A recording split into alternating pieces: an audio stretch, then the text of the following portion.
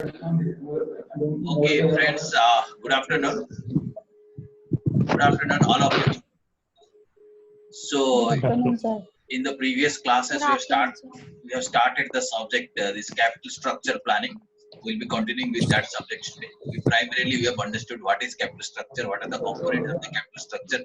All these things we have understood. So, right now, I will be sharing with you the related screen. Yeah. Are you seeing the screen? Yes, sir. Yes, sir. So last class we have discussed this part, that what is the meaning of optimizing capital structure. What exactly does it is the meaning. And then we started. I tried to explain you this concept, what is the features of optimal capital structure, and we have not completed discussion here. We will be continuing from this slide, that features of optimal capital structure. Okay, so these 4 points we are discussing in my previous class. But before that, yesterday I couldn't take up a question which was asked by some of the students. So if that question comes again, we'll be addressing that issue. And I had received 3 questions over WhatsApp. So those questions let me address first of all. First question is that in which situations the firm's capital structure and financial structure are same? Is there any situation when the firm's capital structure and financial structure can be same? So this aspect we have discussed earlier. In case the firm doesn't have any current liability, then the capital structure and the financial structure will be same. Isn't it? Are you getting my point? Last class I had shown you a slide. This is the slide I had shown you. You see this slide. This part, that means equity and non-current liabilities. This part is called as the firm's capital structure. And if I include current liabilities, it will be called as the financial structure. Right? So if the firm doesn't have any current liability, there is every possibility there may be some firm with zero current liability. Then capital structure and the financial structure will be same. Understood the point? Now, second question is related to that. Is it good for the firm? Is it good that the firm is managing without any current liabilities? What do you feel? Can anyone reply? Is it good for the firm if the firm doesn't have any current liability?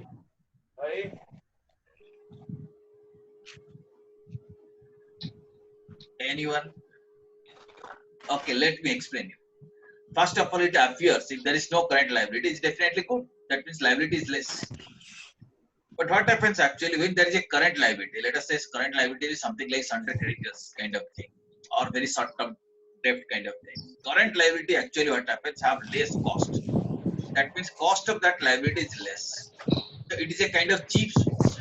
If there is no current liability, that firm doesn't have any cheap source of capital. That means there is still opportunity that management can avail finance through some cheap sources, which management is not utilizing. If you see from that angle, that is not a good indication. The firm doesn't using any current liability. That means there is a possibility that management can improve. Okay, so you cannot say it is good for the firm, right? It is not good for the firm. Situation can be improved. Now, next question is that how the past capital structure has impact on the present capital structure. This point we are discussing, that the factors which are having some impact on the capital structure. In that context, we have discussed that past capital structure is also relevant. But how past capital structure is connected to the future capital structure? Point is that if you look at the past capital structure, one will be able to understand what is the situation of the firm. Situation of the firm means what is its borrowing capacity? How much more money this a particular firm or company can borrow? If that, let us say the borrowing capacity is already exhausted, so whatever possible company has already borrowed, then there is no further scope. The only option is company can go for equity. So this is how you can understand. Since borrowing option is already exhausted, company can go for it. This is how the past capital structure is having an impact on the future capital structure. I think these points are clear. In case you have some other query, you can raise that query. Either you can directly send it through WhatsApp, or in between the class you can ask. But time is short, so during the class, whenever you are having the doubt, please raise that question. We'll be trying to sort that out. Okay. Well, friends, now coming to this part, what is the features of optimal capital structure, which you have started? We have initiated discussion on this thing. That one of the feature is that it should ensure profitability. That means a good capital structure should try to maximize profit. Profit should be more in a kind of capital structure. Okay, how profit can be more? Profit can be more through use of leverage. The concept of leverage also I was trying to explain you in your previous classes. Leverage means introduction of debt in the capital structure. If the firm, if a particular company doesn't have any debt in the capital structure, we can say this is an unlevered firm. There is no leverage. And if debt is introduced, we say it is a levered firm. Okay, why we call debt as an element of leverage? That if you introduce debt, then profit will be maximized. Profit is expected to be more through introduction of the debt. The reason is that debt is a cheap source of finance. So from the very beginning, you have understood the cost of debt is less. Is it not? Cost of equity is more. So if I'm introducing a cheap source of finance, naturally it will have impact on the overall cost. Okay. Let me give you some examples. Suppose you have a capital. You need a capital of 1 lakh rupees. So if you arrange entire 1 lakh rupees through equity, assume that equity cost will be 20%. So you have to pay 20,000 rupees as cost of equity. But instead of full amount arranging through equity, if you arrange 50,000 rupees through debt, 50,000 through equity, assume cost of debt is 10%. So on that 50,000 rupees, you will be paying only 5,000 rupees. Okay. And on that part, on the equity part, you'll be paying 20, let us say 20%. 20% means you'll be paying 10,000 rupees. On 50,000 rupees, 20%, 10,000 rupees. Plus on the debt element 50,000, 10%, 5,000 rupees. So overall cost will be 15,000 rupees instead of 20,000 rupees. Okay. Understood? So if I introduce debt in the capital structure, my overall cost will be minimum. Understood this point? How it affects profitability? Okay, are you getting me? Yes, sir. So if I introduce debt, my overall cost will be minimum. And if overall cost will be minimum, my profitability will increase. Right? Next feature we have to see is regarding that aspect is called as the flexibility. Capital structure should be flexible. Flexible means the moment you want, you can change the capital structure. It should not be rigid. That means when you need more capital, you should be able to bring more capital. When you do not need more capital, you should be able to reduce your capital. That means capital structure can be expanded, can be contracted also. So that aspect is called flexibility. An optimal capital structure should be flexible. Third point is that optimal capital structure should look into control aspects.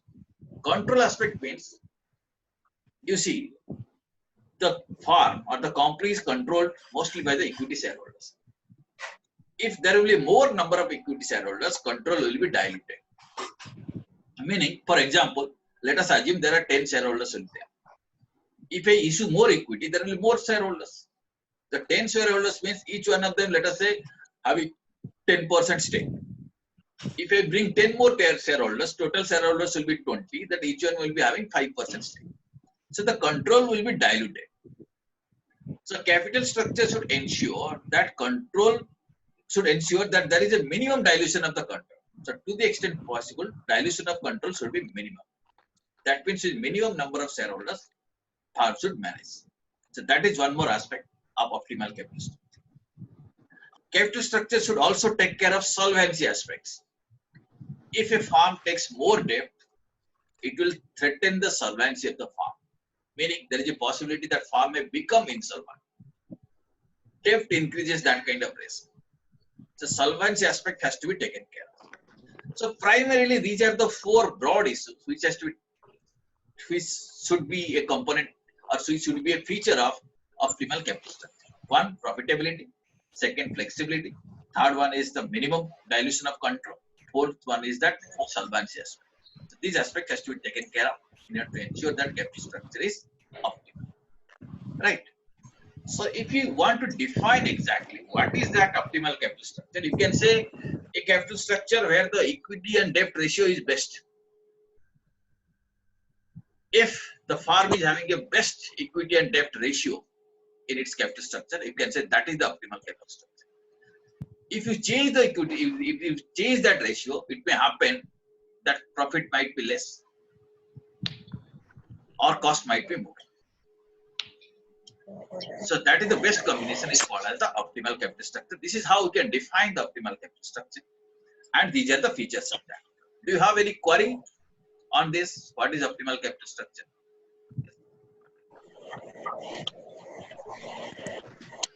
No, If sir. you have, okay. Now we'll move to one more aspect, that how this capital structure can be designed. For designing the capital structure, we need certain information. Once we have that information, then you can plan that how to have a optimal capital structure. First of all, we should know what is the requirement. Requirement here means how much of capital is required. So if you are talking about the company, you should know this company for this kind of organization, how much capital is required. Requirement one should know. Then availability. From different sources, money is available. That means how much money can be collected through equity, how much money could be collected from debt, how much money could be collected from some other sources. So one should know the availability. And availability, not only availability, one should also know what is the cost of each component. That means what is the cost of debt, what is the cost of equity. One should know. If there is a possibility that various kinds of loans are available, so what will the cost of getting money through these loans? One should know. The cost of capital will be learning separately in another chapter. There we will be seeing how that cost will be computed. But right now we need to know. We should know what is the requirement. We should know what is the availability and what is the cost of each component. And the fourth component we need to know is that rate of return from investment. That means what is the expected rate of return of that farm? At what rate the farm is going to earn money? For example, let us say you are talking about the business which can earn at 20%. So definitely I should arrange capital within that. My cost of capital should be lesser than 20%. So I should look into those sources where the cost of capital is than 20%. Otherwise, my farm will be earning at 20%. If I arrange a capital structure where the cost is 21%, then definitely this will fail. Your farm will fail, business will fail. So I need to know what is the rate of return. I need to know what is the cost of each component. I need to know what is the availability. What are the various sources for arranging money. I also need to know what is the requirement of the capital of the farm. If I know all these things, I'll be able to design the capital structure. And while designing the capital structure, I need to understand, I have to keep certain points in mind. This is again some theoretical aspects. We need to go through all these things. First of all, design should be functional. When you talk this thing that design should be, the capital structure should be designed in such a way that it should take care of the functional aspect. In any business, there are various functional areas like purchase, sale, production, etc. So capital structure should be designed in such a way that all these functional aspects can be taken care of. That means with that kind of capital structure, all the functions of the business can run smoothly. The day-to-day working of the farm can be smoothly run. That aspect has to be taken care of. Design should be flexible. That aspect we have discussed right now. That means if some temporary expansion is required in capital structure, that should be possible. If contraction is required, that also should be possible. Suppose you are arranging a debt finance, so it should be made in such a way that the moment you want, you can extend it. The moment you want, you can pay it also. When you do not want debt, so you should be able to pay it back. So that is, if that possibility is there, we can say design is quite flexible. And design also should conform the statutory requirements. In certain organizations, different laws are there which prescribe that capital structure should be like this. Suppose you know, in case of banking industry, we check something called as the capital adequacy ratio. That means how much capital is there.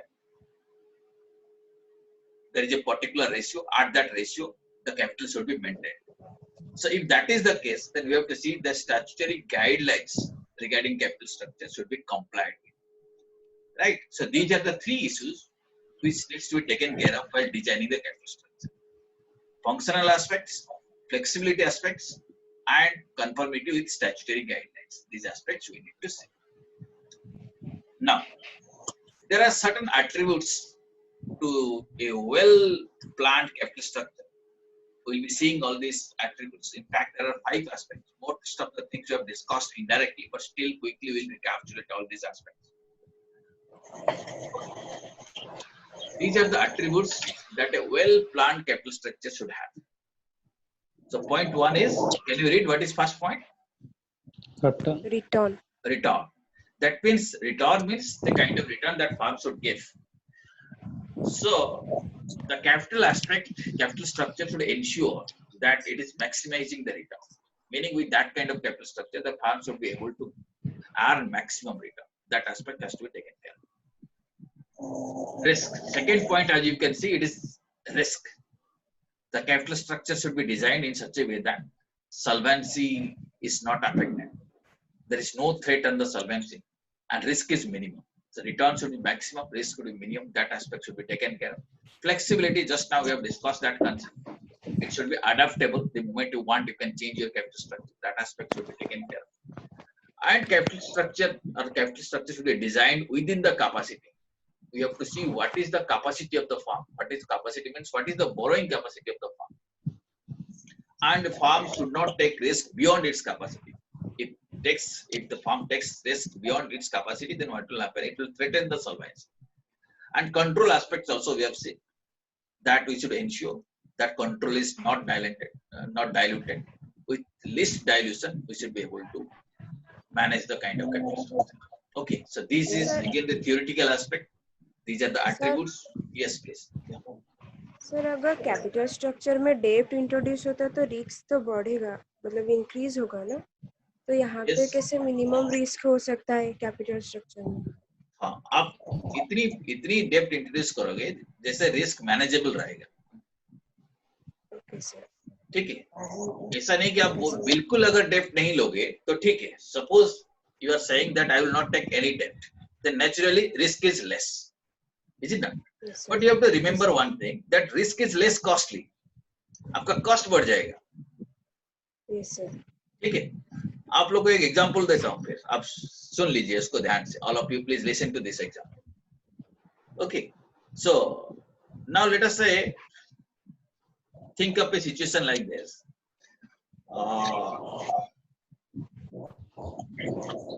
Okay. Let us say you are a hoteler. Or you have got a restaurant kind of thing. Okay.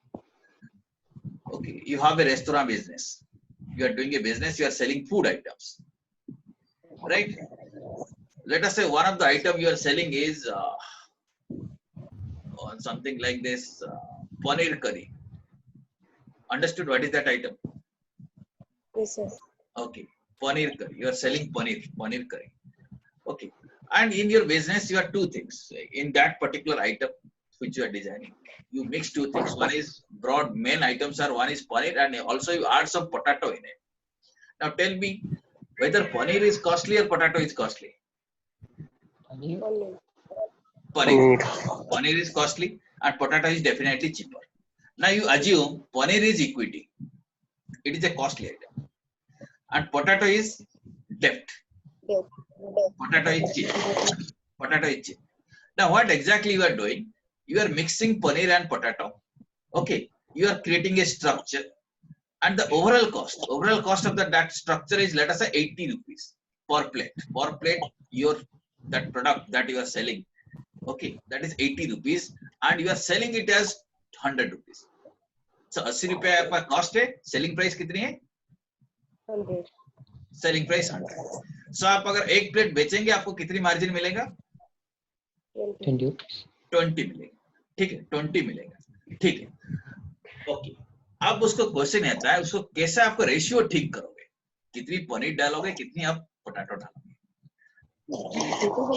अगर suppose आप देखो potato ज्यादा डाल दिया, potato is dept,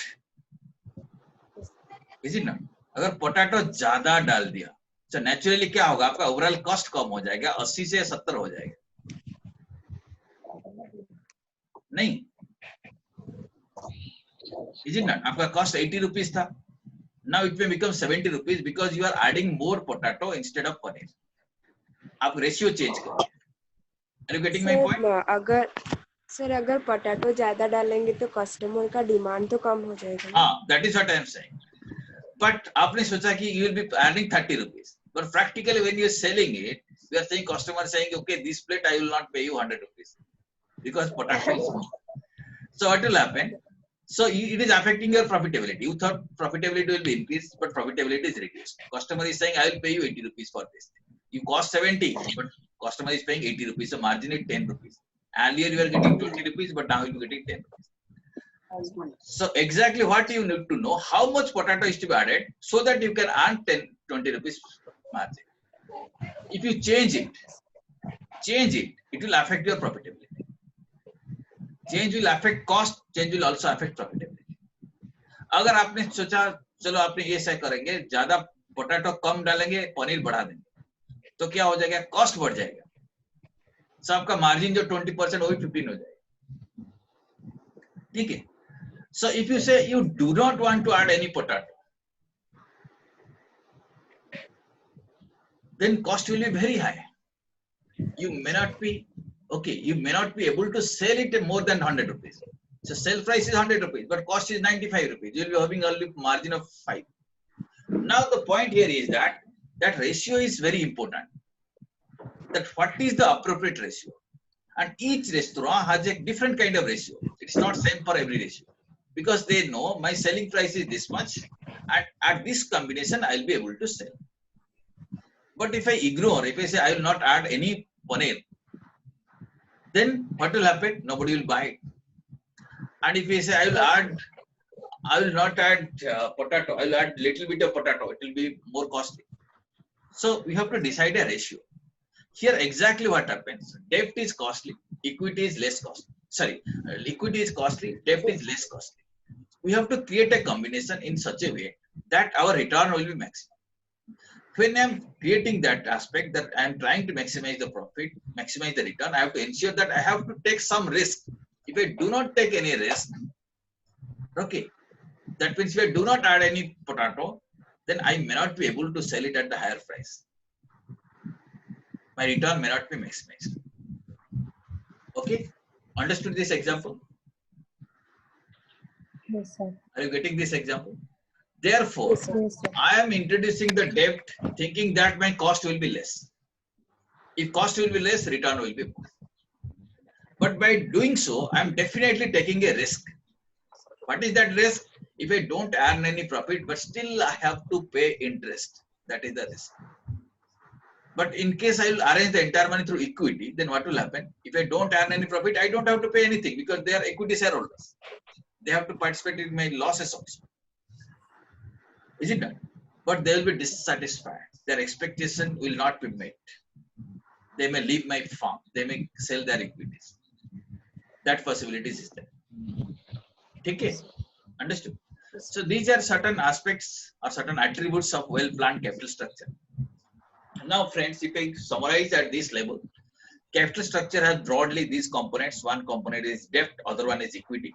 And we have to understand, once again, I repeat, equity is costly. Debt is less cost. Debt has less cost. Debt is less costly. Is it not? But equity is less risky and debt is risky for the business. For the business, debt is risky. What is debt? Debt is the amount which is owed and equity is the amount which is owned. And when I talk about equity, I refer to all these components: share capital, share premium, right? Preference share capital, free reserve, surplus, all these things constitute the equity, right? And when you're talking about the debt in this chapter, we are talking about the long-term debts. They are the part of the capital structure. Okay. Now, quickly we'll covering factors that govern the capital structure. There is a list of factors. These are again theoretical part. Only after completing this thing, we'll be able to enter into the chapter, the valuation aspect. Now, very quickly, we'll be covering this thing. Factors that govern capital structure. Okay, what are these factors? First factor is the cash flow position. Your cash flow position govern the capital structure. If you know what kind of cash position you are having right now, how much cash you are having, and what kind of cash you are expecting in future, accordingly you will design the capital structure. Is it not? Suppose you know in future you'll be getting this much of cash flow. This will be your cash flow. So accordingly you can take a loan, you'll be able to pay EMIs. Okay. So your cash flow position affects the capital structure. That is one of the factors that governs the capital structure. The second point, can you read? Can any of you read what is the second point? It might be a new point for you. Interest coverage ratio. Interest coverage ratio. So have you heard of this term, interest coverage ratio? No, sir. Okay, this might be a new term, but you need to understand this term. In future, it will be also useful for understanding the capital structure and understanding the business also. When I say interest coverage ratio, this is a kind of ratio through which we check whether the interest amount is covered or not. Covered means whether the cash flow that I am generating from the business is sufficient to meet my interest. Okay, that means every year you have to see, or every month I need to see how much interest I have to pay. Let us assume you are taking a term loan. Term loan में आपको interest देना पड़ेगा, is it not? Yes, sir. Suppose every month you have to pay interest of 20,000. So you have to ensure that every month cash flow is more than money available in the form of cash is more than 20,000. Suppose 20,000 you have to pay interest, so cash flow should be more than 20,000. Understood? If cash flow is more than 20,000, this ensures that interest is covered. That means with that cash flow, you'll be able to pay interest. और कुछ नहीं दे पाएंगे तो कम से कम आपका interest दे पाएंगे. Because that much of cash flow is available. Cash flow means net cash flow. How much money you are receiving, how much money you are paying. Okay. Understood? Yes, sir. Or should I repeat? Let us say आप एक business शुरू कर रहे हो. ठीक है. You are starting a business and you feel that इस business में आपको हर महीने आएगा 1 लाख रुपया और खर्चा होगा 70,000 रुपया. तो net cash flow कितनी बचेगा? 30,000. 30,000 आपके पास रहेगा surplus. Okay, 30,000 is the surplus and you are planning to take a loan. और जो लोन लेंगे उसका monthly interest है 35,000. Should you take that loan? वो लोन लेना चाहिए क्या? नहीं. नहीं, क्योंकि that loan का interest is not covered. But let us say you are taking a loan where interest is 25,000, then you can take that loan because interest is covered. If you take interest coverage ratio, okay, that is cash flow divided by interest. Okay, let's say 30,000 divided by 25,000. It is more than 1. When it is more than 1, we can say interest is sufficiently covered.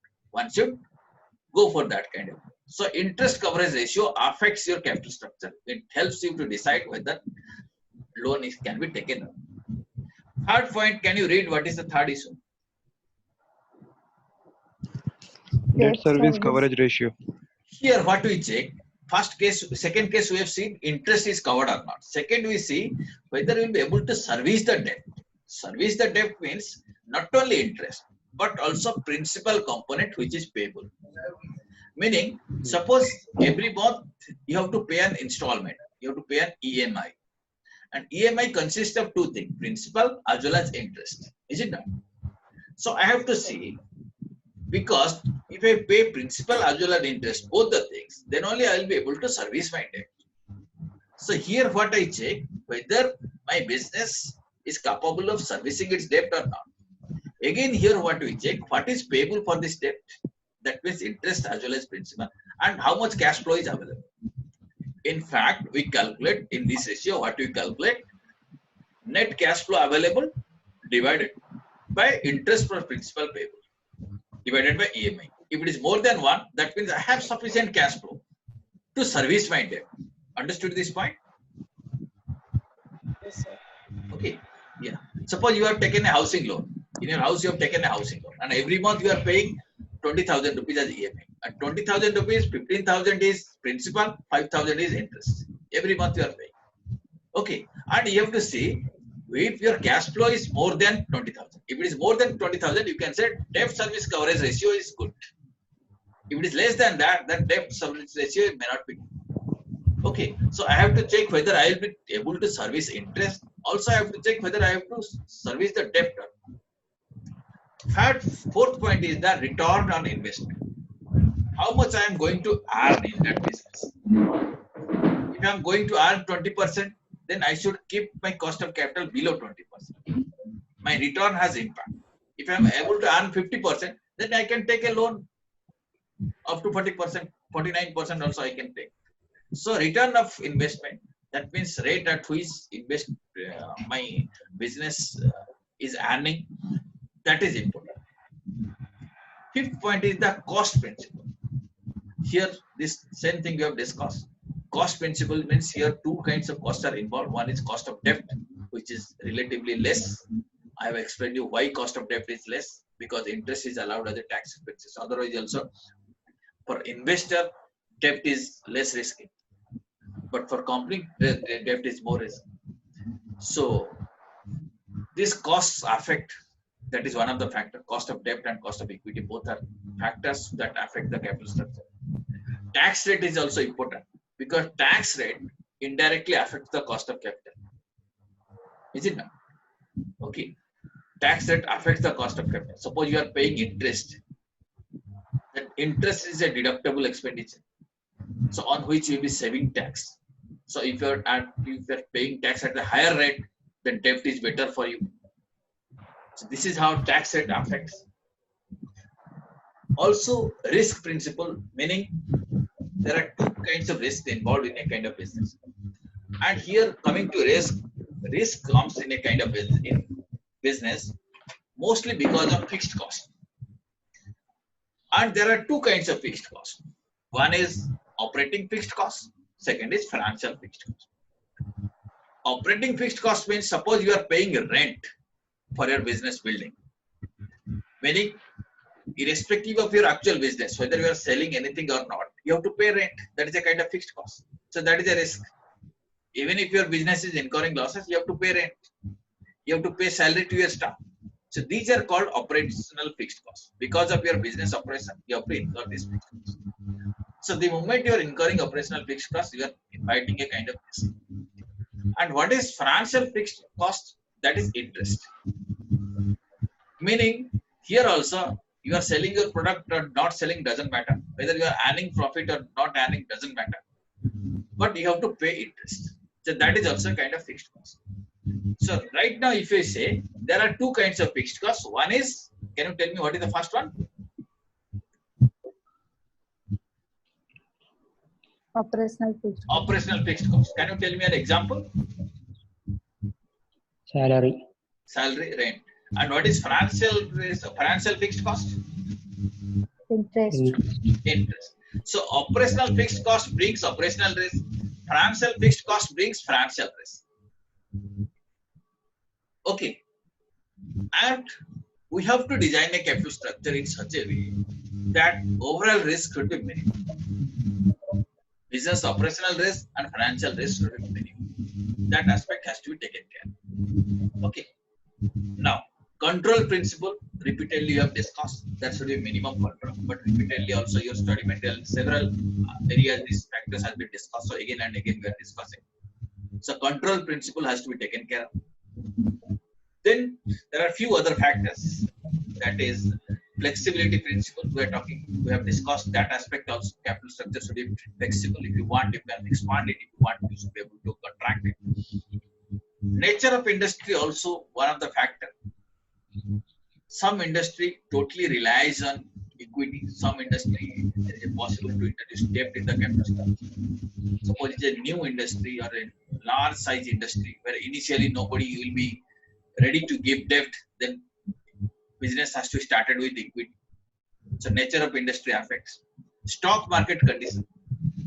Right. If the stock market, let us say, going down, so people are normally not interested to invest in equity. So at that time, debt is good possibility. If the stock market is going off, then people are generally interested to invest money in equity. The stock market condition also affects our capital structure. Cash flow timing, That means in which point of time we are going to receive cash flow. Suppose you are expecting first year you are receiving this one, second year you are going to receive this one, third year you are going to receive this one. So accordingly you can have your debt plan, or accordingly you can have your equity plan. So the timing of the cash flow and your future projections of the cash flow also affects your capital structure. If you say that cash flow will come only after 5 years, so you should take a loan in such a way that suppose it will have a moratorium period of 5 years. Moratorium period you can have it. So your capital structure also depends upon your cash flow projection. Size of the company matters. If size is extremely large, so you have to rely more on equity.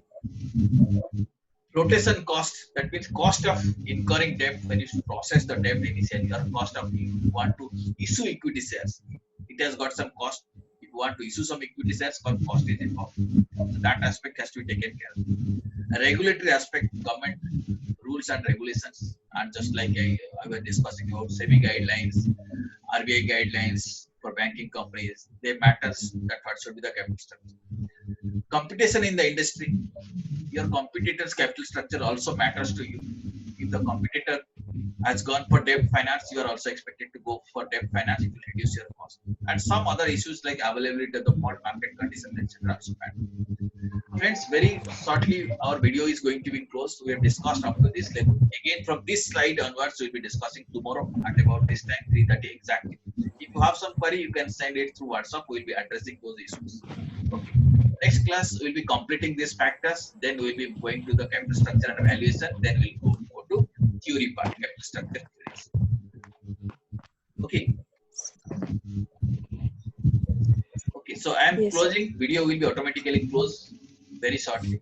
So don't worry. Again, we'll be catching up tomorrow at 3:30. Okay.